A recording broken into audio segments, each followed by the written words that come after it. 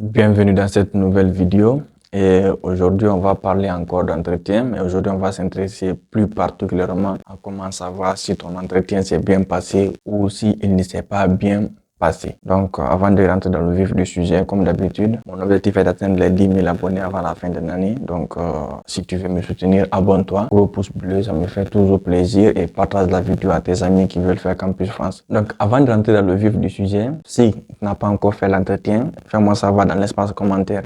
Et si tu as déjà fait ton entretien, tu peux aussi me laisser savoir ça dans l'espace commentaire, comment ça s'est passé. Tu peux essayer d'expliquer cela dans les commentaires et ça pourra aider aussi à ceux qui n'ont pas encore fait l'entretien et bien se préparer. Donc sur ce, on va rentrer maintenant dans le vif du sujet. Donc pour commencer, il faut savoir que vraiment ce que je vais te dire, c'est selon mon expérience et je veux vraiment pas te stresser ou que tu penses que non, tout ce que j'ai dit, c'est ça, c'est figé dans le marbre, ça veut dire que ça ne change pas, non. Je peux dire des cas, alors que peut-être toi, tu ne te trouves pas dans ça, mais l'entretien s'est bien passé pour toi, ou soit l'entretien s'est mal passé pour toi. Donc, ce sont mes expériences et les petits points que j'ai pu vraiment noter et j'ai pu, en fonction de mon expérience, me baser là-dessus en disant que vraiment, si ça arrive à ton entretien, ça veut dire que ça s'est mal passé.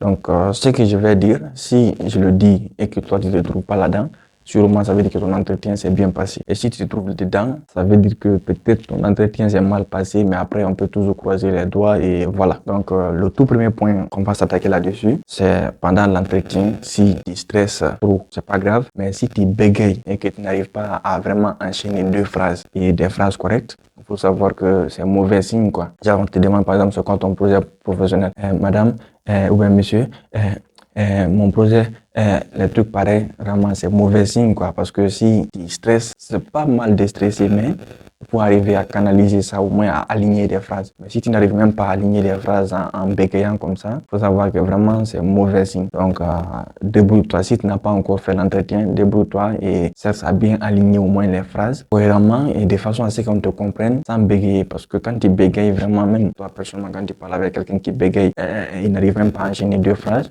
peu importe ce qu'il va dire, tu auras du mal à le croire. Donc, si tu n'as pas encore fait l'entretien, ça c'est vraiment enlever ça dans ton comportement. Et si tu as déjà fait l'entretien, si tu as eu à bégayer, il peut arriver que tu bégayes, mais genre stylé, de manière stylée, on va dire, en disant, madame, vous savez, monsieur, là, on parle pas de ça. Mais vraiment bégayer dans le sens propre, exactement, ça vraiment, c'est pas du tout bon. Donc, le deuxième point ici que je vais signaler, c'est pendant l'entretien, si tu as vu que la personne te conseillait ou te disait, mais monsieur, il faut savoir que c'est mauvais signe. Par exemple, tu donnes ton projet professionnel, mais ton projet d'études, tu dis, moi, mon projet d'études est d'intégrer ici et de faire ça. Il dit, mais monsieur, vous pensez pas que ce que vous faites là, ça joue sur vous? Donc, vous voyez des conseils pareils.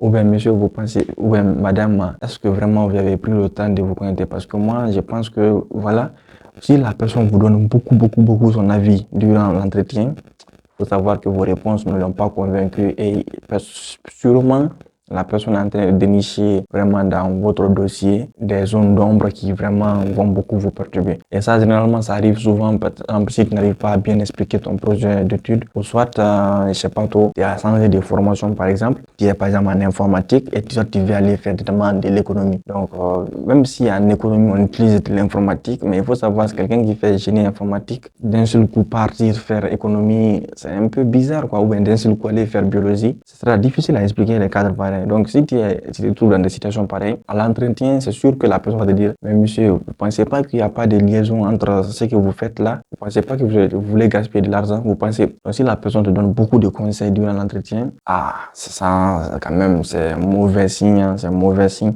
Et vraiment, pour moi, quand même, c'est mauvais signe. Ça, quand même, ce n'est pas bon signe. Donc, le troisième point encore, c'est à peu près un peu comme le deuxième point, mais le troisième point, ce sera encore si la personne s'oppose à toi dans tout ce qu'il te dit. Donc, il peut arriver que tu réponds à une question et tu dis, mais monsieur, c'est pas ça, c'est comme ça. Moi, non, monsieur, vous devez faire comme ça. Là aussi, ça revient un peu au deuxième point. Mais le deuxième point, c'était plus, il te conseille. Mais dans le troisième point, c'est si vraiment il est opposé à tes réponses. À chaque fois que tu donnes une réponse, il te dit ah mais monsieur, ah, donc il n'est pas satisfait ou bien il arrive à te contredire. Il faut savoir aussi que c'est pas un bon signe vraiment.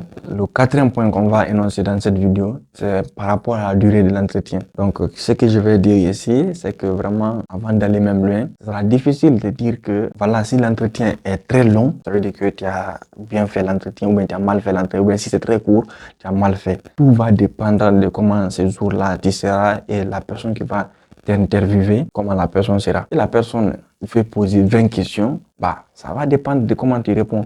Si la personne voulait poser 20 questions et toi, tu n'es même pas arrivé à répondre une question, deux questions, forcément, les 20 questions, il ne pourra pas les poser parce qu'il va dire qu'il ne connaît pas la suite. Donc, ça peut arriver que ton entretien devienne très court, ça s'est bien passé, et ça devient très court, ça s'est mal passé. Inversement aussi, ça peut être très long et ça s'est bien passé, et très long, ça s'est mal passé. Donc, vraiment, le quatrième point là, à toi maintenant de peser le pour et le contre, et de voir vraiment t'étais dans quelle situation, si vraiment la personne posait les questions et était satisfaite des réponses ou pas. Donc maintenant, le cinquième point qu'on va essayer vraiment de suggérer dans cette vidéo, c'est que, bon, c'est un peu un point subtil parce que tu vas pas te rendre compte beaucoup de ça, mais souvent, personnellement, toi quand même, prenons un exemple, quand tu causes avec quelqu'un ou bien quand quelqu'un t'explique quelque chose, si la personne elle est intéressante, tu regardes la personne ou bien tu te concentres sur la personne. Mais dès que la personne n'est plus intéressante, tu la regardes plus et puis tu pars à gauche. Donc, qu'est-ce que je veux dire par là? Je veux dire que c'est comme quand, par exemple, tu fais cours et le professeur explique la leçon, tout ça, tout ça. Quand la leçon, il y a des parties quand c'est intéressant,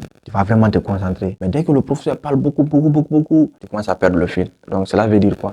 Pendant l'entretien, pendant que tu réponds à certaines questions et que la personne ne te calcule même pas en train de regarder ailleurs, il faut savoir que soit tu monopolises la parole. Et comme c'est un entretien, il faut que ça soit fluide. Là, ça veut dire que c'est mauvais signe pour toi, quoi. Donc, c'est pourquoi à l'entretien, on dit souvent éviter de monopoliser la parole plutôt et vraiment essayer de, le maximum possible, dès qu'on te pose une question, répondre dans un temps record, quoi. Pas trop court, pas trop long, mais juste un bon temps dans lequel tu as pu vraiment articuler et répondre normalement à tout. Donc, si pendant l'entretien, tu vois que la personne n'est pas concentrée sur toi, la personne ne te fixe même pas, et regarde ailleurs, ne t'écoute même pas, tu parles dans le vide en gros parce que vraiment, c'est pas trop ça, quoi. Donc, on arrive à la fin de la vidéo. J'ai cité 5 signes qui peuvent vraiment te dire un peu est-ce que vraiment tu as réussi ton entretien ou est-ce que tu as raté ton entretien. Mais pour moi, les signes les plus importants à retenir dans la vidéo, c'est que pendant l'entretien, si la personne te conseille trop, il faut savoir que c'est mauvais signe. Si la personne se pose trop à tes réponses, c'est mauvais signe. Si la personne encore ne t'écoute pas pendant que tu parles ou bien ne te calcule pas, il faut savoir aussi que c'est mauvais signe. Et si c'est trop long, c'est trop court,